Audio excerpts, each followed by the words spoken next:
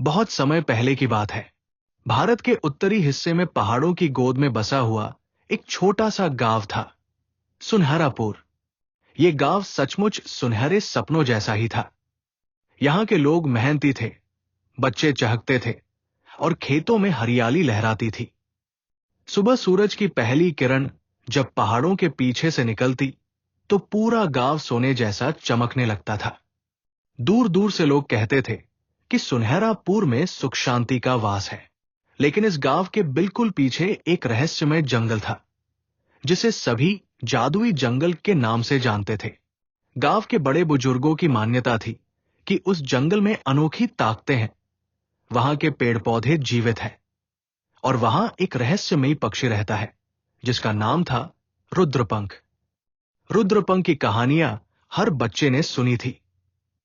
कहा जाता था कि उसके पंख बिजली की तरह चमकते हैं, उसकी उड़ान से बादल फटते हैं और उसकी मौजूदगी में पूरा जंगल जाग उठता है।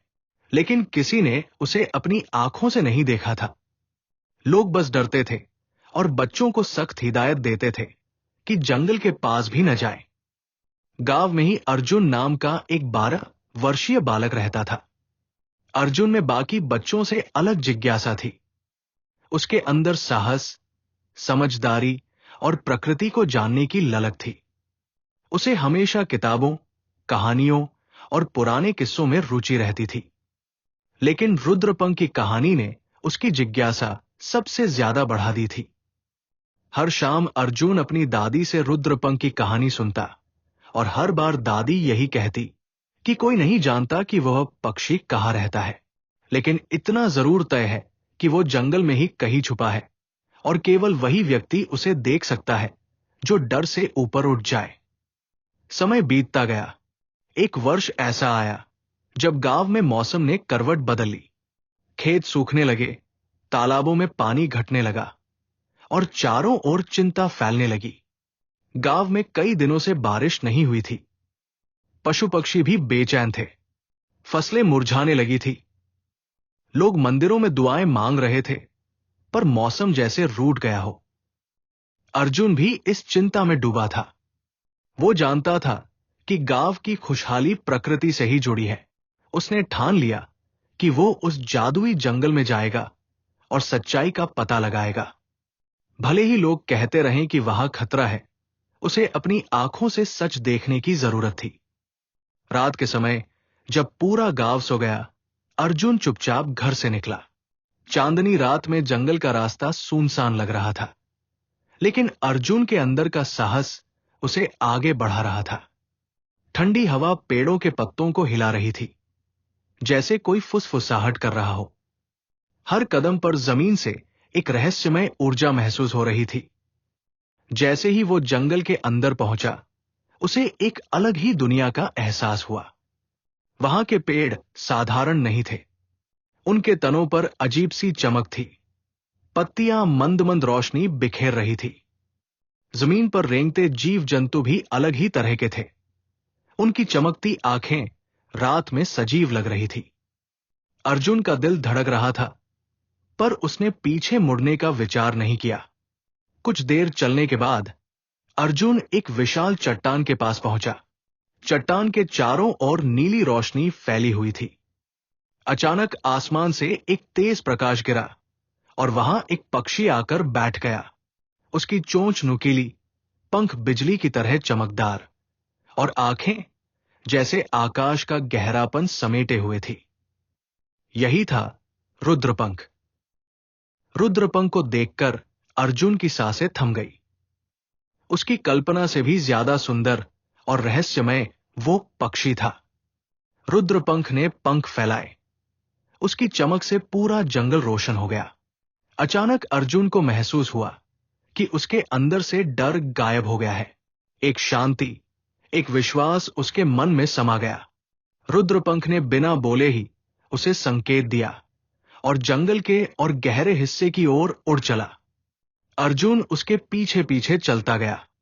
रास्ते में उसे ऐसे दृश्य दिखे जो उसने कभी सोचे भी नहीं थे। झरनों से गिरती नीली रोशनी, इंद्रधनुष की तरह चमकते फूल और बातें करते पेड़। हर दिशा में प्रकृति के चमत्कार फैले हुए थे। रुद्रपंख उसे एक जगह पर ले गया जहां जमीन के नीचे पानी की विशाल धाराएं बह रही थी। वहां की मिट्टी में अजीब सी नमी और जीवन था।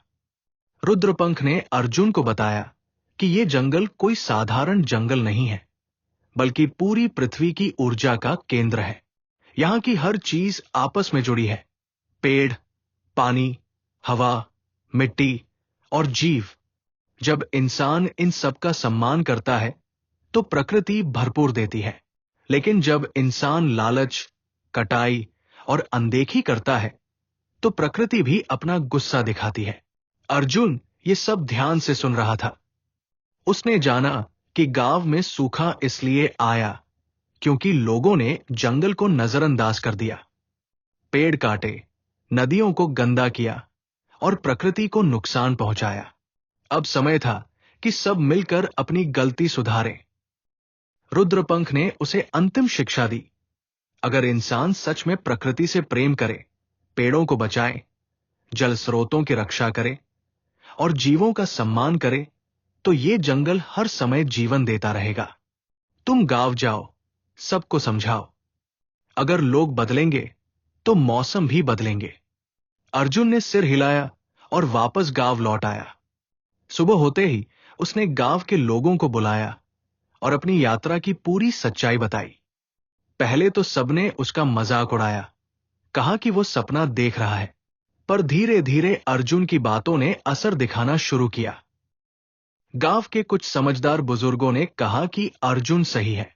वर्षों से हमने जंगल की अनदेखी की है, पेड़ काटे हैं, तालाबों को गंदा किया है। अब समय है कि हम प्रकृति को फिर से जीवन दें। पूरा गांव एकजुट हुआ। बच्चों, महिलाओं और बुजुर्गों ने मिलकर पेड़ लगाने शुरू किए। तालाबों की सफाई हुई, नदियों में गंदगी फैलाना बंद किया गया। धीरे धीरे मिट्टी में नमी लौटने लगी। कुछ ही महीनों में आसमान में बादल उमड़ने लगे।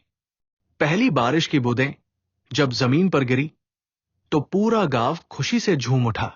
खेतों में हरियाली लौट आई, तालाब फिर से लबालब भर गए, पशु पक्षी खुशहाल हो गए।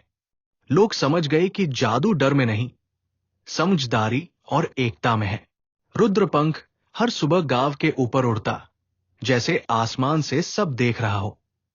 उसकी चमकती उड़ान बताती थी कि अब गांव और जंगल में संतुलन लौट आया है। समय बीतता गया, अर्जुन बड़ा हुआ।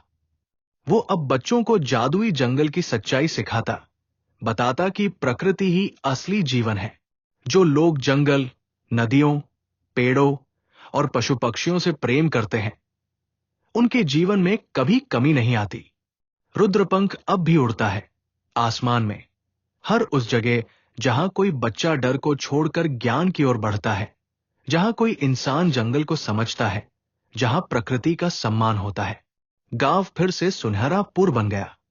एक मिसाल, एक कहानी, एक सीख कि डर हमें रोकता है, पर समझदारी और प्रेम से हम जादू भी कर सकते हैं और दुनिया भी बदल सकते हैं। प्रकृति से प्रेम करो, उसका सम्मान करो। डर से नहीं, समझ से आगे बढ़ो, तभी असली जादू जीवन में उतरता है।